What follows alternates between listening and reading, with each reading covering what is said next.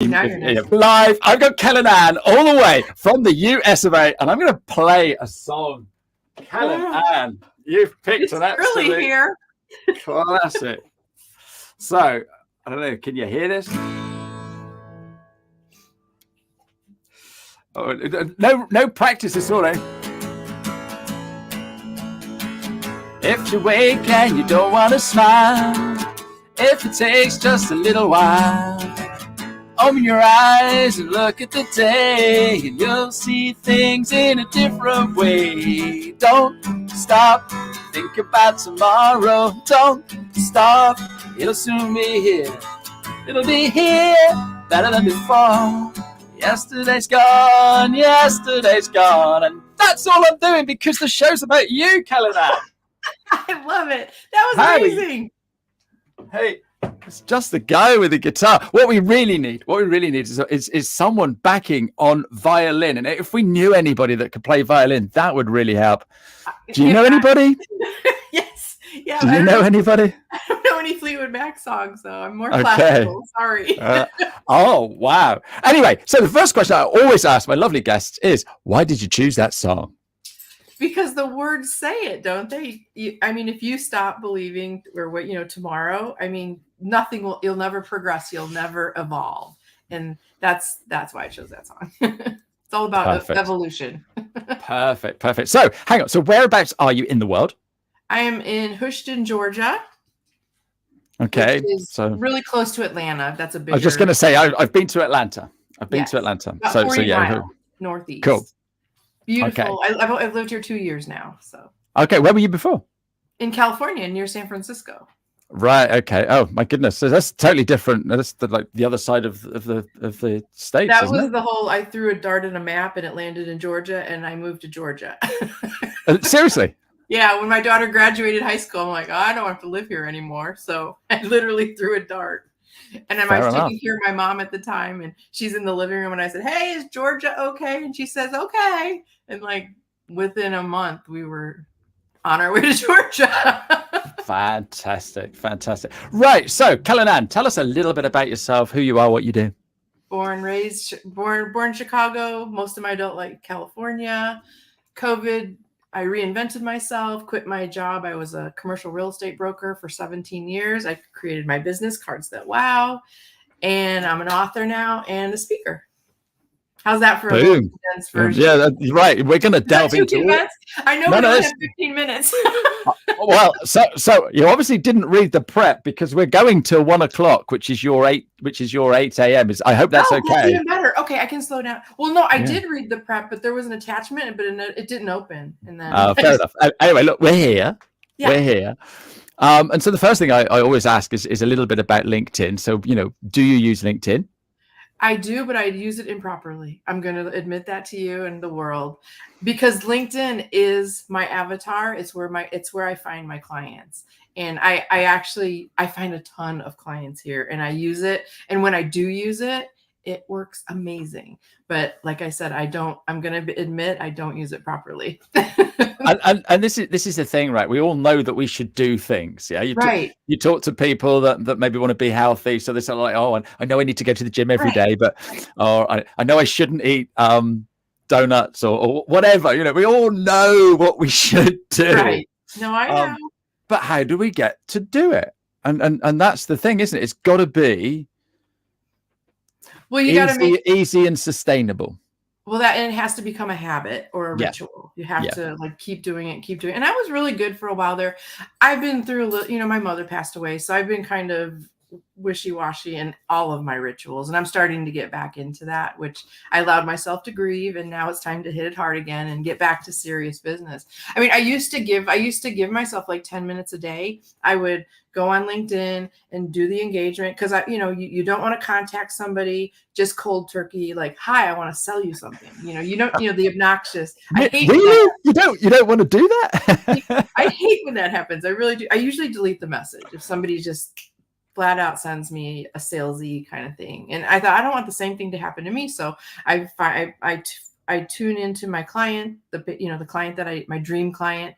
And if they're engaging, I mean, if sometimes you think it's your client, and when you read their posts and watch them, and you realize, wait, we're not in alignment. I don't think he's right for me now. So I move on to the next one, and just develop. And it's all about what you said. It's like developing relationships. And Yeah, then, absolutely. People buy from people who they know, like, and trust. exactly. And by being on social media, and I am aware there's other platforms out there, but being on social media, people get to know the real you, don't they? Right.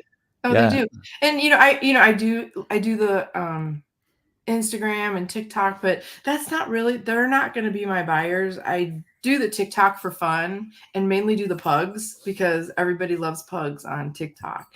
And so I kind of use that maybe more for my book and things like that. But for business, I mean, LinkedIn is my go-to. And that's one of the pugs there, isn't it? Yeah, sorry. We can hear. He's got FOMO. Like, usually when I start talking to somebody, he just starts barking and barking because he's like, what's going on? You're not talking to me. Yeah, you're ignoring me. No, I'm actually petting him with my foot. Brilliant.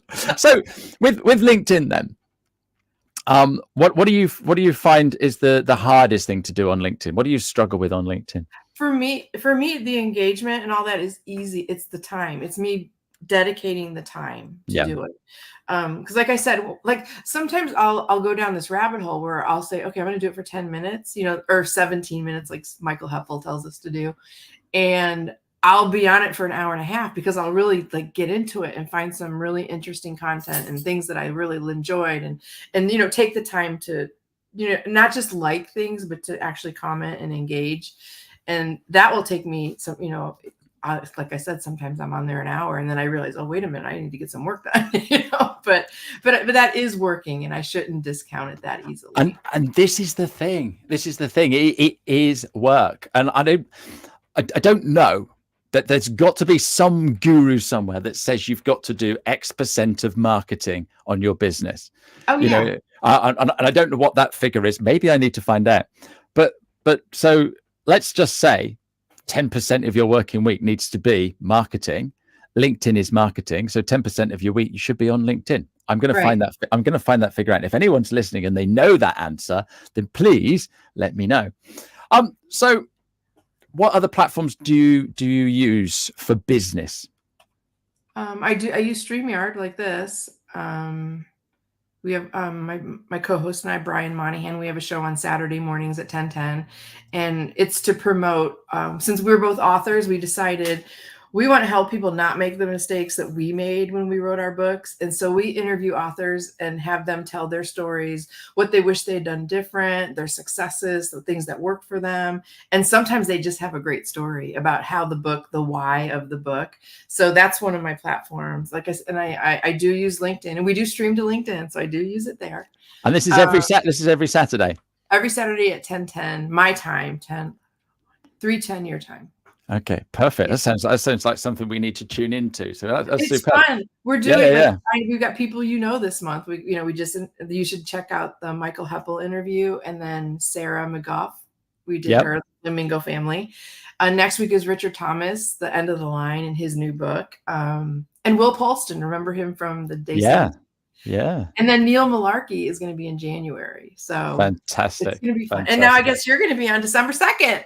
Well, you had it here first. So that's my book there on the back wall. So yeah, that would be absolutely fantastic. Anyway, this show's about you. Okay. Okay.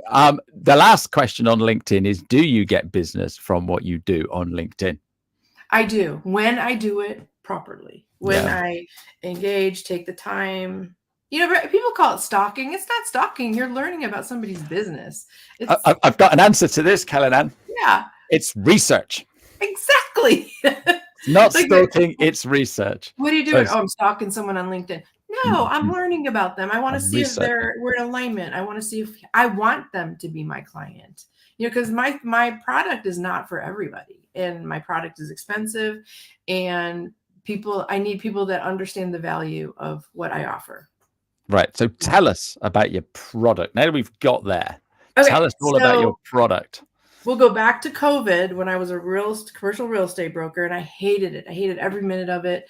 I took COVID and I I decided to figure out, okay, what will be in alignment with my values? What will be something that'll be fun, that I'll be passionate about? And then I realized that the one thing I did that made me successful in every career that I had, because I worked at a newspaper, I had 5 or 6 careers. And the one thing that I did where I didn't have clients, but I had relationships, was I hand wrote thank you notes. And so I started my business, Cards That Wow, and I customize cards. I do it more for commercial use, for more business use. I don't make greeting cards or I have done that, but on special occasions. But the bulk of my business is helping you develop relationships that are long lasting and special. So I create handmade cards. Want me to show my gratitude thing? Please do. Okay. Yeah. So let me get back to this. So for over 20 years, I have this ritual called Gratitude Monday. And every Monday, I write a thank you card to somebody, whether a teacher, my high school trigonometry teacher, I've written her one, somebody that's inspired me, someone that has helped me through something, or somebody I think needs a little boost or a little kick of happiness. So every Monday, and so I created these cards that I send out myself. So I've got gratitude. I got a couple different designs that I use.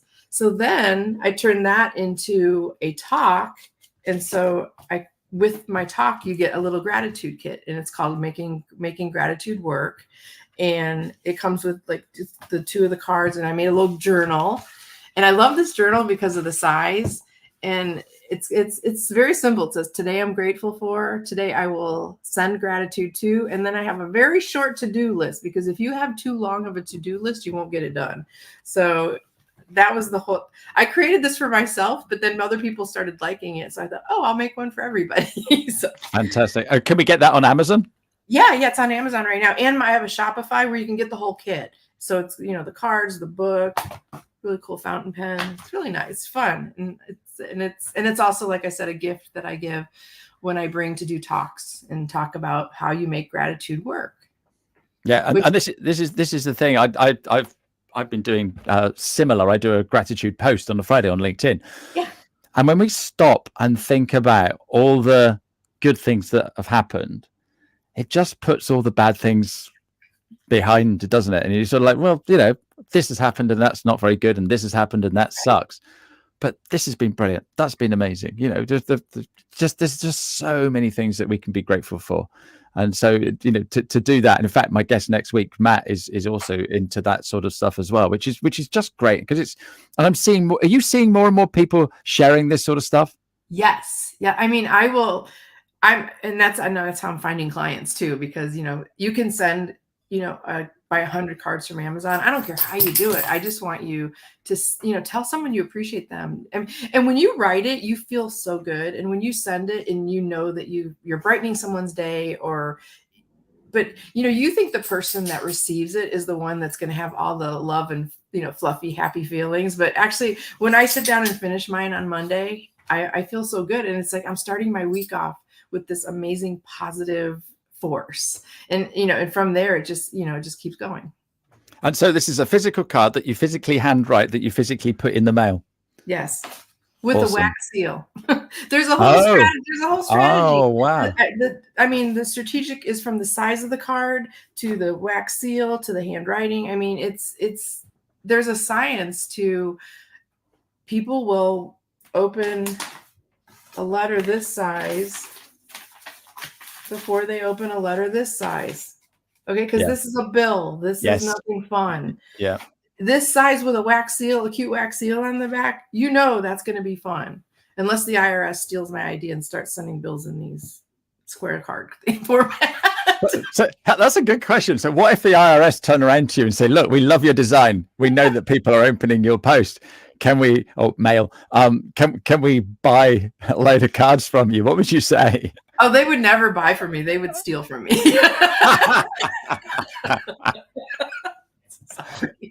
Sorry, not sorry. So you have the IRS, we have HMRC. So I'm sure it's exactly the same. So how do you make your money? How does your business run? Because because there's lots of card companies and things like that. Right. So explain to me what you actually do and how all that helps people. So I have, let's see. I'm trying to find a fun sample, like a logo. Here's what I did okay, so this is a card I made for this company. It's a mission, actually. And so there's a bunch of different ways you can do it. I designed the card for you. You can buy one. I'll send it to you. You can buy 100 or 1,000. I've had people buy 1,000 before. And you can order them as you need them. Or I also have a subscription where some of my clients will order. I have one client that ordered 3 cards a month. That's what her budget allotted. And I'm happy to do that. And I said, I will make 3 cards a month for you because I know you're going to end up buying more. And so now she's up to 45 cards a month.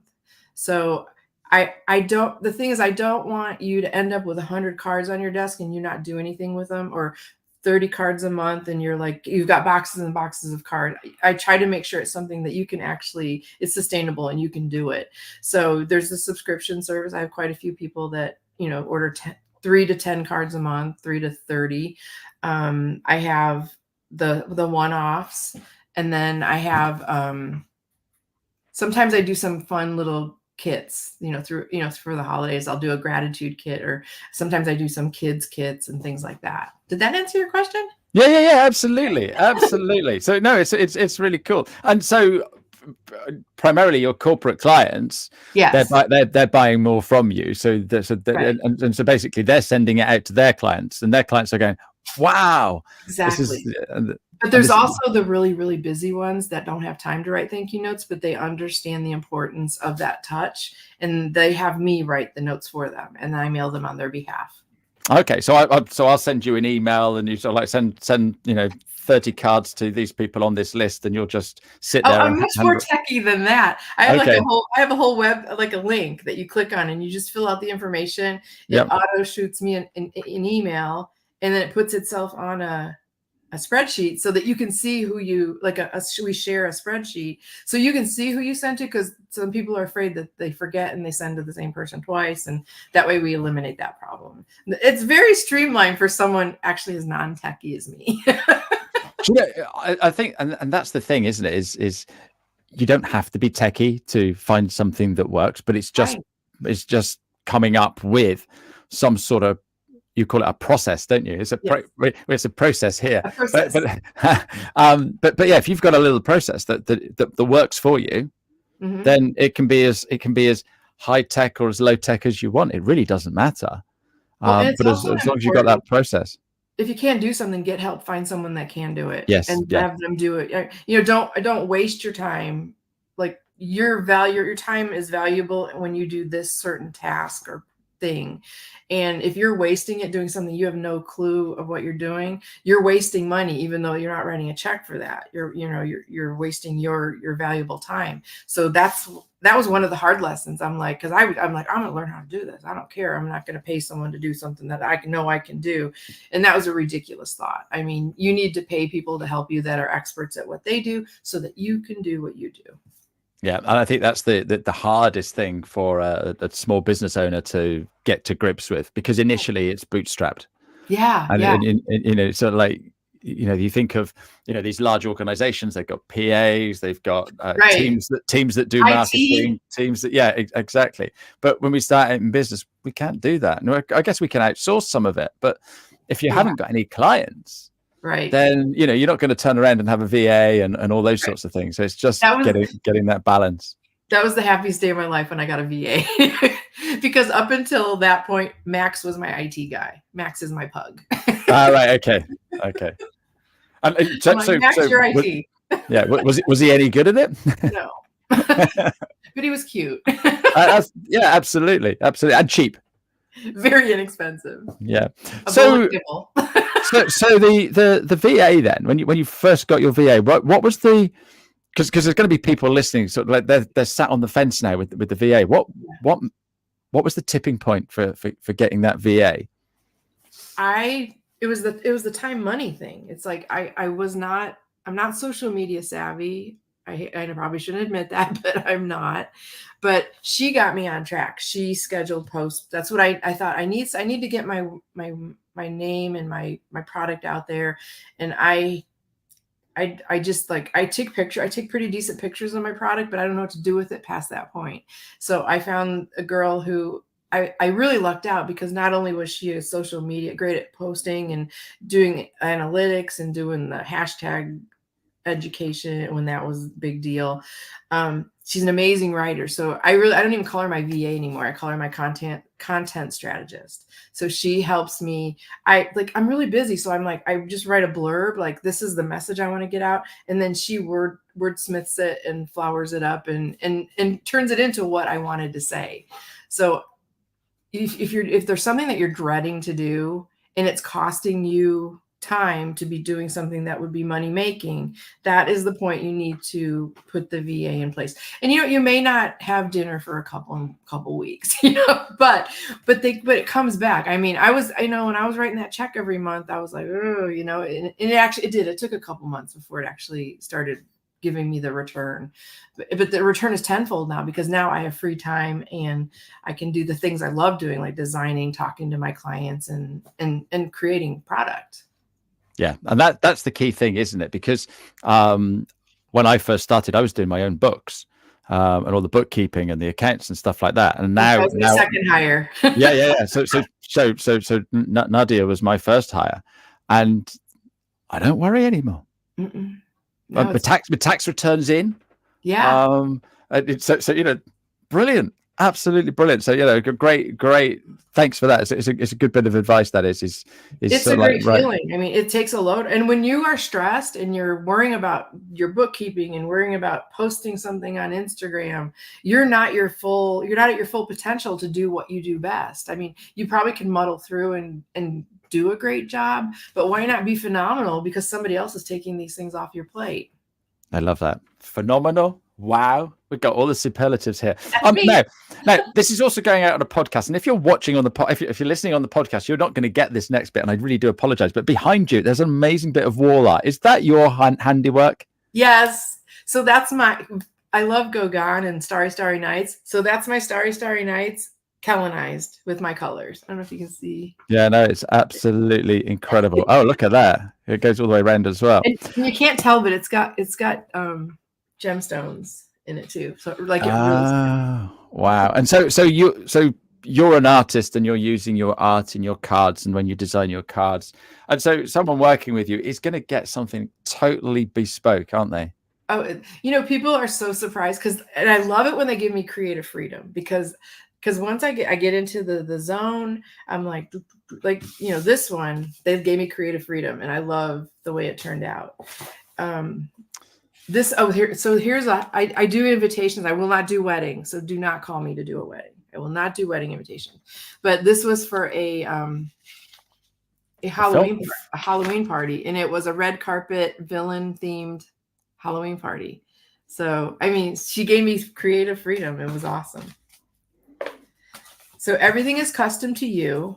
I'm very I worry, about certain areas, because if you saturate an area with my product, it'll lose its wow factor. Yes. So I'm very careful that industries, if I have 10 real estate agents in my area, I won't do it for all 10 of them. I'll maybe pick 2 of them, maybe just 1, depending on how close they are, because I don't want it to lose the impact of when they get it. Because if you're going to get 5 of these, getting 5 of these from different realtors would be no different than getting your dollar card from Amazon, because it would lose its impact. Yeah. And you're not going to get that wow. And that's what we want, isn't it? Yeah. And again, if I was a realtor and I was, you were helping me with my wow cards, I wouldn't want the other realtor in the street, because that's what makes me unique. Is I've got my wow cards. Now, at the top of this interview, you were saying about public speaking. So how's all that working out for you, Kellen Ann? It's fun. I never planned to do it.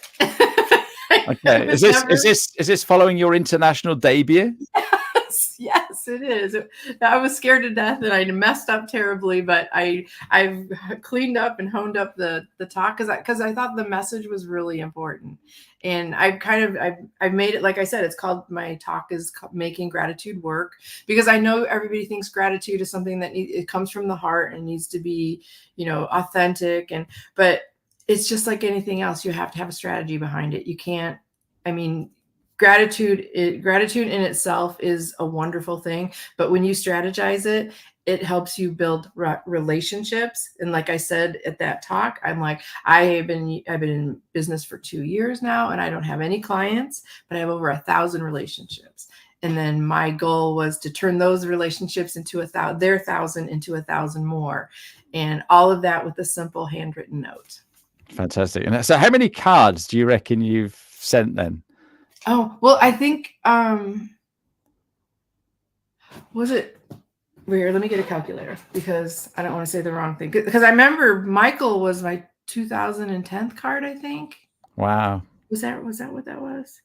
So let's just do 20 years. That was the one you hand delivered, wasn't it? Yeah, 1,040. So I've done over 1,040 to this point, because, that was in June, right?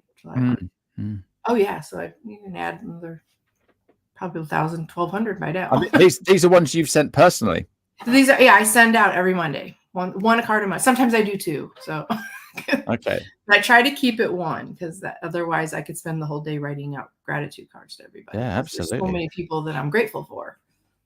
And so that's 1,000. You've been doing that a while, haven't you? I'm for pretty 20 good. Years. Well, it was 20. The 20-year anniversary was when I was June, when I at the 17 week that little program. Wow, that is incredible. And this is something you started 20 years ago while you were doing another career. Yeah. And here we are now, 20 years fast forward, and it's now your business. And so you're actually doing something that you really love. So you don't work, do you? No, it doesn't feel like it. No. Yeah. And you asked about me being an artist. So I have my degree is 3-dimensional studio art, which is sculpture, and economics, kind of a weird combination. And an interesting story is I do paint on occasion, and I almost ruined my GPA. I had to drop out of a watercolor class because I almost failed it. The teacher said I was the worst. She said, "You're not even getting better." She said, "You need to drop this class or you're going to ruin your GPA." Wow. So, but now I can watercolor because I practiced it and I worked on it. So, but I only paint for like silent auctions. Like back when I lived in California, I did paintings, but I gave them to nonprofits that wanted to raise money. So my paintings are in a bunch of houses. I don't know who they are, but do they know who you are? They do. Oh, awesome. Kellen Ann, I could chat to you all day. Oh my God, it's almost over. Yeah, I know. Where did that time go? So I've got one more question for you. And before I do that, I'm just going to quickly go to next week and just give Matt a little shout out. So Matt's coming on. He's the journaling guy. He gets men talking. Really, really lovely chap. So he's going to be talking about gratitude as well next week. Nice. But so I'm going to ask you 2 questions. So the first question is, what haven't I asked you? What should I have asked you today? Something that somebody. Okay, I don't know how to ask the question. Let me see. I'll just answer the question without you asking it. Okay. So, because people do ask me this, and the thing to do when you're going to be an entrepreneur, it's scary as heck because you don't have that steady paycheck. You probably don't have your benefits and things like that. But the thing that I never did up until COVID was to trust my intuition. And my intuition told me to make sure that the path that I'm going on, my values and the product are all in alignment. And if you don't trust your intuition on that, it will be off balance and you will not succeed. Yeah. How's that? Yeah, no, absolutely perfect. I didn't know I don't know what that question would have been. It really doesn't matter, but it's a great bit of life advice. And in the UK, we call it going with your gut. Yeah. Absolutely. So my final question, what advice would you give your 16-year-old self? Oh, well, other than listening to my intuition, stop being such an introvert. because I know you guys, it's hard to believe that I am an introvert, but I've come a long way in the past 2 years as far as putting myself out there. And so I think I would have said, I would have told my 16-year-old self to act like my daughter, who is fearless and courageous and so outgoing and amazing. Like, I wish I had what she has. I don't think she got it from me, but because I'm so quiet. But I would say to just go for it and not, don't hold back so much. No, fantastic. That's great advice. And I think we sort we worry about what people do. Yeah. So how old's your daughter, if you don't mind me asking? 20. She's 20, right? Yeah. But I've got a grandson. He's 3, and he just says hello to people as we're walking. Yes. We're walking on the sidewalk, and he's in his little stroller, and he'll just go hello, and if he gets engagement, he'll go, how are you? And these people are smiling. And I turned around to him and I said to him the other day, I said, why'd you do that? He said, because it makes me feel happy. Oh, isn't that delightful? Yes. And when do we stop doing that? Right. We need to do that now. Yeah, absolutely. Hello? You make me smile. Yeah. How are you doing? Kellen Ann, thank you so much for coming on my show. And I'll see you on the 2nd of December. And thanks to everybody for listening. All of the information that Kellen Ann has shared with us today will be in the show notes on the podcast. So loads of different links so you can get hold of her. But we can get hold of you on LinkedIn. Look at those hearts. Well done. Thanks ever so much indeed. Cheerio now. You get out what you put in. Never gonna lose.